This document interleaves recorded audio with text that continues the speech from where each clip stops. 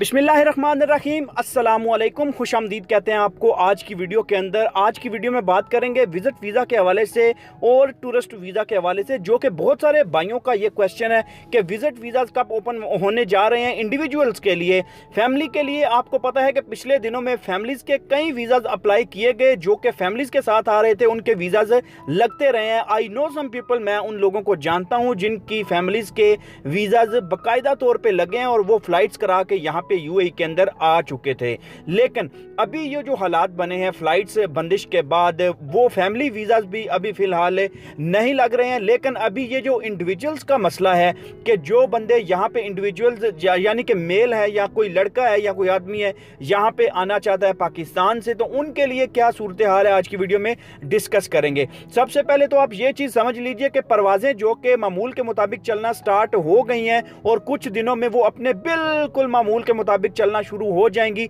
इंशाअल्लाह ताला। क्योंकि कराची के अंदर अगर देखा जाए तो पीआईए ने वहां पे लैब सेंटर कायम कर दिया है। पीआईए की परवाजें वहां से इंशाअल्लाह इस हफ्ते के अंदर अंदर 6 परवाजें जाने वाली हैं, जो कि A20 A320 जो कि बड़ा जहाज होता है उसके अंदर मुसाफिर ज्यादा आते हैं, उनकी शुरुआत हो चुकी है उन परवाजों की। और पीआईए के जो रैपिड टेस्ट हैं वो वहां पे कराची एयरपोर्ट पे हो रहे हैं। उसके अलावा अगर सियालकोट में आ जाएं, सियालकोट के अंदर फ्लाई दुबई की जो परवाजें हैं वो भी हफ्ते में 6 परवाजें जो है वो तैयार की गई थी और उनके अंदर मुसाफिर जाएंगे और वहां पे रैपिड टेस्ट की सहूलत प्रोवाइड की गई थी और मुसाफिर वहां से भी रैपिड टेस्ट करवा के वहां जा रहे थे यूएई के लिए। लेकिन अगर आप आ जाएं लाहौर के अंदर, इस्लामाबाद के अंदर और पेशावर के अंदर, जो कि 3 बड़े एयरपोर्ट्स हैं पाकिस्तान के, तो वहां पे अभी तक रैपिड टेस्ट की जो सर्विस है वो अभी तक फिलहाल प्रोवाइड नहीं की गई है, मुयस्सर नहीं है और वहां पे लोगों को कुछ मुश्किलात का सामना करना पड़ रहा है। लेकिन आने वाले मेरे ख्याल में 2-3-4 दिन के अंदर वहां पे भी